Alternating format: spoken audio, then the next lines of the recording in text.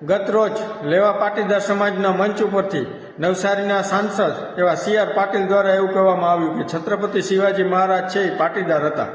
હવે આવો દાવો તો ક્યારેય પાટીદાર સમાજે પણ કોઈ દિવસ નથી કર્યો.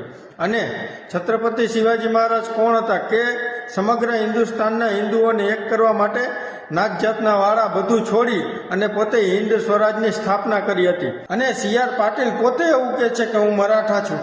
તો મરાઠાને પોતાના ઇતિહાસની ખબર જ હોય, પણ અમુક સમુદાય કે સમાજના મત માટે તમે આવા મહાન પુરુષોને ગમે તે સમાજ સાથે જોડી દેશો તો આ શબ્દો કેટલી હદે યોગ્ય છે. અને સત્તા પક્ષમાં બેઠેલા સાંસદો મજા આવે ત્યારે આવા ઘણા મહાન પુરુષો વિશે બફાટ કરી નાખતા હોય છે.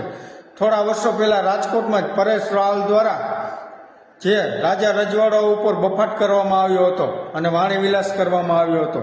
અને જ્યારે હમણાં 1-2 વર્ષ પહેલા પરસોત્તમ રૂપાલા દ્વારા પણ વાણી વિલાસ કરવામાં આવ્યો હતો. અને હવે આ નવસારીનો સાંસદ CR પાટીલ દ્વારા જે છત્રપતિ શિવાજી મહારાજ વિશે એક વાણી વિલાસ કરી નાખવામાં આવ્યો છે. અને CR પાટીલ, તમારો ભૂતકાળ એવો હતો કે તમે 125+ ગુનાના આરોપી છો અને માજી બુટલેગર પણ છો. છતાં પણ આ ગુજરાતની જનતાએ તમને 4 વખત સાંસદ બનાવી દીધા છે અને હાલમાં પણ તમે સાંસદ છો.